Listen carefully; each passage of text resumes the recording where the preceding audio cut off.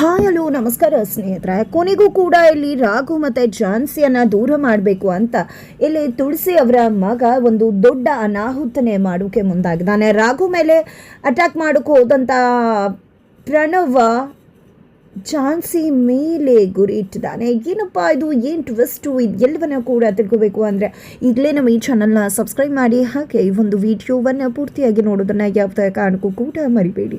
ಇಲ್ಲಿ ಝಾನ್ಸಿ ರಾಘುವನ್ನು ದೂರ ಮಾಡಬೇಕು ಅಂತ ಅಮ್ಮ ಮಗ ಇಬ್ಬರು ಕೂಡ ಶತಾಯ ಪ್ರಯತ್ನ ಪಡ್ತಿದ್ದಾರೆ. ಈ ಕಡೆ ತುಳಸಿ ಅವರಂತೂ ಝಾನ್ಸಿ ಬದುಕಲ್ಲಿ ನಚ್ಚಕ್ಕೂ ಕೂಡ ರಾಘು ಪ್ರಮುಖ ಪಾತ್ರವನ್ನು ವಹಿಸ್ತಿದ್ದಾನೆ. ಇಲ್ಲ ಒಂದು ವಿಷಯ ಏನಾದರೂ ಝಾನ್ಸಿ ಗೊತ್ತಾದರೆ ಖಂಡಿತವಾಗ್ಲೂ ಆಕೆ ಅವನ ಜೊತೆ ಹೋಗ್ತಾಳೆ ಅನ್ನೋದು ಗೊತ್ತಾಗ್ಬಿಡುತ್ತೆ. ಯಾಕಂದರೆ ಇಲ್ಲಿ ಕನಸನ್ನ ಕಾಣ್ತಿರ್ತಕ್ಕಂಥ ಝಾನ್ಸಿ ಅಲ್ಲೂ ಕೂಡ ರಾಘುವನ್ನೇ ಕನಸನ್ನ ಕಾಣ್ತಿದ್ದಾಳೆ. ಅವಳ ಮದುವೆ ವಿಷಯಗಳು ಪದೇ ಪದೇ ಅವಳ ಕನಸಿನಲ್ಲಿ ಬರ್ತದೆ.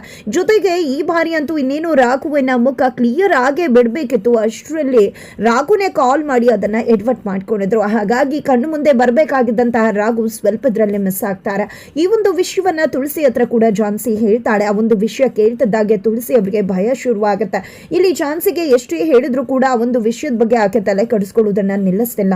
ಕನಸಿನ ಬಗ್ಗೆ ಇಷ್ಟೆಲ್ಲ ಯೋಚನೆ ಮಾಡ್ತಕ್ಕಂಥ ಈ ಹುಡುಗಿ ನಿಜವಾಗ್ಲೂ ಏನಾದ್ರೂ ರಾಘುನೇ ಇವಳ ಗಂಡ ಅನ್ನೋದು ಗೊತ್ತಾಗ್ಬಿಟ್ರೆ ಖಂಡಿತ ಸುಮ್ಮನಿರ್ತಾಳ?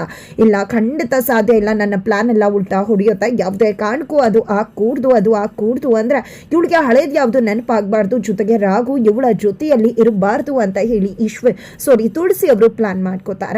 ತದನಂತರ ಇಲ್ಲಿ ಝಾನ್ಸಿಗೆ ನೆನಪು ಬರಬಾರ್ದು ಅನ್ನೋ ಕಾರಣಕ್ಕೆ ಇಲ್ಲಿ ಡಾಕ್ಟರ್ ಕೊಟ್ಟಿರ್ತಕ್ಕಂಥ ಟ್ಯಾಬ್ಲೆಟ್ ಅನ್ನ ಮೆಡಿಸಿನ್ ಅನ್ನ ಕೂಡ ಬದಲಾಯಿಸ್ಬಿಟ್ಟಿದ್ದಾರೆ ತುಳಸಿ ಅವರು ಬದಲಾಯಿಸೋದ್ರ ಜೊತೆಗೆ ಈ ಒಂದು ವಿಷಯ ಝಾನ್ಸಿಗೂ ಗೊತ್ತಿಲ್ಲ, ಅವರ ತಾತಂಗೂ ಕೂಡ ಗೊತ್ತಿಲ್ಲ. ಇಲ್ಲಿ ಝಾನ್ಸಿ ಮೇಲೆ ತುಂಬಾ ಪ್ರೀತಿ ಇರುವ ಹಾಗೆ ತುಳಸಿ ನಾಟಕ ಮಾಡೋದ್ರ ಮುಖಾಂತರ ಟ್ಯಾಬ್ಲೆಟ್ ಅನ್ನ ಕೊಡೋದಕ್ಕೆ ಶುರು ಮಾಡಿದ್ದಾರೆ. ನೋಡು ಝಾನ್ಸಿ, ನಿನಗೆ ಹಳೇದೆಲ್ಲ ನೆನಪಾಗಬೇಕು, ಸರಿಯಾದ ಟೈಮಿಗೆ ತಿಂಡಿ ತಿನ್ಬೇಕು, ಎಲ್ಲ ಮಾಡಬೇಕು. ಅಂದಮೇಲೆ ನೀನು ಮೆಡಿಸಿನ್ ಅನ್ನ ತಗೊಳ್ಳೋದನ್ನ ಕೂಡ ಮರಿಬಾರ್ದಲ್ವಾ, ಮೆಡಿಸಿನ್ ಅನ್ನ ಕೂಡ ಅದೇ ರೀತಿ ತಗೋಬೇಕಲ್ವಾ ಅಂತ ಹೇಳಿ ಮೆಡಿಸಿನ್ ತಗೋ ಅಂತ ಹೇಳಿ ಅವರೇ ಎಚ್ಚರಿಸಿ ಝಾನ್ಸಿಗೆ ಮೆಡಿಸಿನ್ ಅನ್ನ ಕೊಡ್ತಿದ್ದಾರೆ. ಆದ್ರೆ ಇಲ್ಲಿ ಮಗಂಗೆ ಡೌಟ್ ಬಂದ್ಬಿಡುತ್ತೆ. ಏನಪ್ಪಾ ಇದು, ಅಮ್ಮ ಯಾಕೆ ಅವಳಿಗೆ ನೆನಪು ತರೋ ಕೆಲಸ ಮಾಡ್ತಿದ್ದಾರೆ ಅಂತ. ಅದೇ ಕಾರಣಕ್ಕೆ ಅಮ್ಮನನ್ನ ಪ್ರಶ್ನೆ ಮಾಡ್ತಾನೆ ಪ್ರಣವ್. ಏನಮ್ಮ ಇದು, ನೀನೇ ಅವಳಿಗೆ ನೆನಪು ತರಿಸಿದ್ಯಲ್ಲ, ಅವಳಿಗೇನಾದ್ರೂ ನೆನಪು ಬಂದ್ರೆ ಖಂಡಿತವಾಗ್ಲೂ ಅವಳು ರಾಘುವಿನಿಂದ ದೂರ ಇರೋಕೆ ಸಾಧ್ಯನ ಅಂದಾಗ ಅವಳಿಗೆ ಯಾರು ನೆನಪು ಬರ್ಸ್ತಿರೋದು? ನೆನಪು ಬರ್ಸ್ತಕ್ಕಂಥ ಟ್ಯಾಬ್ಲೆಟ್ ಅಲ್ಲ ಅದು, ನೆನಪು ಬರಲೇಬಾರ್ದು ಅನ್ನೋ ರೀತಿಯಲ್ಲಿ ಕೊಡ್ತಿರ್ತಕ್ಕಂಥ ಟ್ಯಾಬ್ಲೆಟ್. ಬಟ್ ಅವಳು ಗೊತ್ತಿಲ್ಲ ಅಷ್ಟೇ ಅದು ಅಂತ ಹೇಳಿ ತುಳಸಿ ಅವರು ಹೇಳ್ತಾರೆ. ಇದರಿಂದ ಮಗಂಗೆ ಒಂದು ರೀತಿಯಲ್ಲಿ ಸಮಾಧಾನ ಕೂಡ ಆಗತ್ತೆ. ಇದರ ನಡುವೆ ಝಾನ್ಸಿ ಯಾವಾಗ ರಾಘು ಮೇಲೆ ಪ್ರೀತಿ ಆಯಿತು, ರಾಘು ಅವಳ ಬದುಕಲ್ಲಿ ಬಂದೋ, ಅವಳು ಅವನ ಜೊತೆ ಬದುಕಲೇಬೇಕು ಅಂತ ಡಿಸೈಡ್ ಮಾಡ್ಕೊಂಡು ಆಗ ಝಾನ್ಸಿ ಒಂದು ಕೆಲಸವನ್ನ ಮಾಡಿರ್ತಾಳೆ. ಅವಳ ಎಲ್ಲ ಪಾಸ್ವರ್ಡ್ಗೂ ಕೂಡ ರಾಘು @123 ಅನ್ನೋದನ್ನ ಆಕೆ ಲಾಕ್ ಮಾಡಿರ್ತಾಳೆ, ಪಾಸ್ವರ್ಡನ್ನು ಚೇಂಜ್ ಮಾಡಿರ್ತಾಳೆ. ಅದೇ ಒಂದು ವಿಷಯ ಇವತ್ತು ರಾಯ್ಗೆ ಗೊತ್ತಾಗಿದೆ. ವಿಷಯ ಗೊತ್ತಾಗಿದ್ದೆ ತಡ ಪಾಸ್ವರ್ಡನ್ನು ತೋರಿಸೋದ್ರ ಮುಖಾಂತರ ಝಾನ್ಸಿ ಮೇಡಮ್ ಬದುಕಲ್ಲಿ ರಾಘು ಸರ್ ಎಷ್ಟು ಮುಖ್ಯ, ಅವರ ನಡುವೆ ಏನೋ ಒಂದು ಸಂಬಂಧ ಇದೆ ಅನ್ನೋ ವಿಷಯವನ್ನ ಅರ್ಥ ಮಾಡಿಸ್ಬೇಕು ಅಂತ ಟ್ರೈ ಮಾಡ್ತಾರೆ. ಬಟ್ ಝಾನ್ಸಿ ಅಲ್ಲೂ ಕೂಡ ಅವಕಾಶ ಕೊಡುವುದಿಲ್ಲ. ಪಾಸ್ವರ್ಡ್ ಚೇಂಜ್ ಆಗಿದೆ, ನಂಗೆ ಮರ್ತು ಹೋಗಿದೆ ಯಾವುದು ಅಂತ ಹೇಳ್ತಾರೆ. ಡೈರಿಲಿ ಝಾನ್ಸಿ ಬರ್ದಿರೋದ್ರಿಂದ ರಾಘು @143 ಅಂತ ಹೇಳ್ತಾರೆ. ಬ್ಯುಸಿಯಲ್ಲಿ ಅದನ್ನ ಗಮನಿಸೋದಿಲ್ಲ ಝಾನ್ಸಿ. ಗಮನಿಸಿದ್ರೆ ಗೊತ್ತಾಗ್ಬಿಡ್ತಿತ್ತು ರಾಘು 143 ಅಂದ್ರೆ ಐ ಲವ್ ಯು ಅಂತ, ಯಾಕೆ ಬರ್ದಿದ್ದೀನಿ ಈ ರೀತಿ ಅಂತ. ಬಟ್ ಅದನ್ನ ಗಮನಿಸೋದಿಲ್ಲ ಝಾನ್ಸಿ. ಹಾಗಂದ್ ಮಾತ್ರಕ್ಕೆ ರಾಯ್ ಧೃತಿಗೆ ಇಡುವುದಿಲ್ಲ. ಖಂಡಿತ ಇವತ್ತು ಬ್ಯುಸಿಯಲ್ಲಿ ಗಮನಿಸದೇ ಇರ್ಬೋದು, ಖಂಡಿತ ನೆನಪು ಆಗತ್ತೆ. ಮತ್ತೊಂದಷ್ಟು ವಿಷಯಗಳು ಈ ಕಡೆ ರಾಘು ಸರ್ನ ಸುತ್ತುವರೆದಿರುತ್ತೆ. ಖಂಡಿತ ಅದೆಲ್ಲವೂ ಕೂಡ ಝಾನ್ಸಿ ಮೇಡಮ್ಗೆ ಹಳೇದನ್ನ ನೆನಪು ತರಿಸೋಕೆ ಒಂದು ಒಳ್ಳೆ ರೀತಿಯಲ್ಲಿ ಸಹಾಯ ಮಾಡುತ್ತೆ ಅಂತಾನೆ ರಾಯ್ಗೆ ಅನ್ಸುತ್ತೆ. ತದನಂತರ ಈ ಒಂದು ವಿಷಯವನ್ನ ರಾಘು ಹತ್ರ ಕೂಡ ಹೇಳ್ತಾನೆ ರಾಯ್ಗೂ ಹೇಳಿದಂತ ಮಾತು ಕೇಳಿ ರಾಘುಗೂ ಕೂಡ ತುಂಬಾ ಖುಷಿ ಆಗ್ಬಿಡುತ್ತೆ. ಒಂದು ಕ್ಷಣ ಅನ್ಕೊಂಡ್ಬಿಡ್ತಾರೆ ಝಾನ್ಸಿಗೆ ಎಲ್ಲ ನೆನಪೇ ಆಗೋಯ್ತು ಅಂತ. ಬಟ್ ಇಲ್ಲಿ ರಾಯ್ ಇನ್ನೂ ಕೂಡ ನೆನಪಾಗಿಲ್ಲ. ನೆನಪು ತರಿಸ್ತಕ್ಕಂಥ ಸಾಕಷ್ಟು ವಿಷಯಗಳು ಮೇಡಮ್ ಸೃಷ್ಟಿ ಮಾಡಿದ್ದಾರೆ. ಖಂಡಿತ ಅವುಗಳೇ ನಿಮ್ಮ ನೆನಪನ್ನ ಅವ್ರಿಗೆ ತರಿಸುತ್ತೆ ಅಂತ ರಾಯ್ ವಿಶ್ವಾಸವನ್ನ ಕೊಡ್ತಾರೆ ರಾಘುಗೆ.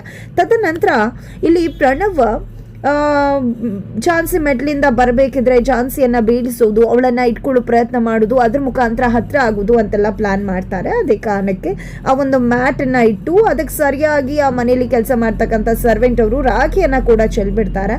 ಚೆಲ್ದಾಗ ಮ್ಯಾಟಿಂದ ರಾಗಿಯನ್ನು ಕೂಡ ಹಾಗೆ ಮರೆ ಮಾಡಿಬಿಡ್ತಾರೆ ಪ್ರಣವ್. ಝಾನ್ಸಿ ಬರಲಿ, ಅದಕ್ಕೆ ಜಾರ್ಲಿ, ನಾನು ಇಟ್ಕೊಳ್ಳೋಣ ಅಂತ ಹೇಳಿ.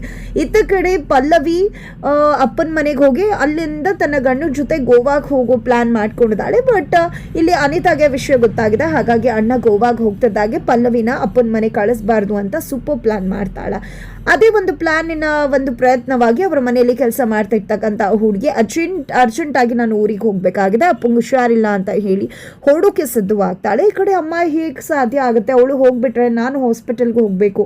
ಈ ಕಡೆ ಪಲ್ಲವಿ ಅಪ್ಪನ ಮನೆಗೆ ಹೋಗ್ತಿದ್ದಾಳೆ. ಇಲ್ಲಿ ಕೆಲಸ ಮಾಡೋರು ಯಾರು ಅಂದಾಗ, ಅದ್ಯಾಕಮ್ಮ, ನಾನು ಮನೆ ಮಗಳಲ್ವಾ, ಮನೆ ಮಗಳಾದ್ಮೇಲೆ ನಾನು ಇದೆಲ್ಲವನ್ನ ಕೂಡ ಮಾಡ್ತೀನಿ, ನಾನು ಅನ್ನ ಮಾಡ್ತೀನಿ, ನೀನು ಸಾಂಬಾರು ಮಾಡಿಬಿಡು, ಸರಿ ಹೋಗುತ್ತೆ, ಸ್ವಲ್ಪ ದಿನ ಅಡ್ಜಸ್ಟ್ ಮಾಡ್ಕೊಳ್ಳೋಣ ಅಂತ ಹೇಳ್ತಾಳೆ. ಅಲ್ಲಿ ತನಕ ಪಲ್ಲವಿ ಅನ್ಕೊಳ್ಳು ಇದನ್ನೆಲ್ಲ ಅನಿತಾನೇ ಮಾಡಿಸ್ತಿರ್ಬೋದು, ನನ್ನ ಅಪ್ಪನ ಮನೆಗೆ ಹೋಗಬಾರ್ದು ಅಂತ ನಮ್ಮ ಪ್ಲಾನ್ ಗೊತ್ತಾಗಿರ್ಬೋದು ಅಂತ.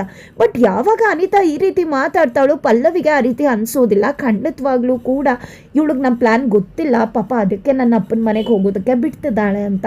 ತದನಂತರ ಇಲ್ಲಿ ಅನಿತಾ ಅದಕ್ಕೆ ನೀವು ಹೋಗಿ ಅಪ್ಪನ ಮನೆಗೆ ಅಂತಾರೆ. ಸರಿ ಆಯಿತು, ಸ್ವಲ್ಪ ಹೊತ್ತು ಬಿಟ್ಟು ಹೋಗ್ತೀನಿ ಅಂತ ಪಲ್ಲವಿ ಕೂಡ ಹೇಳ್ತಾಳೆ. ಇನ್ನು ಸ್ವಲ್ಪ ಹೊತ್ತು ಬಿಟ್ಟು ಹೋಗೋಕೆ ಹೋಗಿದ್ರೆ ಆಲ್ರೆಡಿ ಅನಿತಾ ಕಾಲು ಮುರ್ಕೊಂಡು ಕೂತಿದ್ದಾಳೆ. ಅದನ್ನ ನೋಡಿದ್ದೆ ಪಲ್ಲವಿಗೆ ಶಾಕ್ ಆಗುತ್ತೆ. ಏನಾಯಿತು ಅನಿತಾ ಅಂದಾಗ, ಆ ಕಾಲು ಉಳುಕ್ಬಿಟ್ಟಿದೆ, ಅದಕ್ಕೆ ಬೀಳ್ಬೇಕಾದ್ರೆ ಅಂತ ಹೇಳ್ತಾರೆ. ಆಗ ಪಲ್ಲವಿಗೆ ಕ್ಲಿಯರ್ ಆಗುತ್ತೆ ಇದು ದೊಡ್ಡ ಹೈ ಡ್ರಾಮಾ, ಇವಳಿಗೆ ವಿಷಯ ಗೊತ್ತಾಗಿದೆ, ಅದೇ ಕಾರಣಕ್ಕೆ ನಾನು ಹೋಗಬಾರ್ದು ಅಂತ ತಡೆಯೋಕೆ ಈ ರೀತಿ ಮಾಡ್ತಿದ್ದಾಳೆ ಅಂತ. ಈ ಕಡೆ ಕೊನೆಗೂ ಅನಿತಾ ಜಬರ್ದಸ್ತ್ ಮಾಡ್ತಿದ್ದಾಳೆ ಪಲ್ಲವಿ ವಿರುದ್ಧವಾಗಿ. ಅತ್ತ ಕಡೆ ಪ್ರಣವ್ ಅನ್ಕೊಂಡಂಥ ಪ್ಲಾನ್ ಉಲ್ಟಾ ಹೊಡಿತದ. ಯಾಕಂದರೆ ರಾಯ್ ಮತ್ತು ರಾಘು ಇಬ್ಬರು ಕೂಡ ಒಂದು ಸೋಫಾ ಹೊಸದಾಗಿ ಬಂತು ಅಂತ ಅದನ್ನು ತೊಗೊಂಡು ಒಳಗಡೆ ಬರ್ತಾರೆ.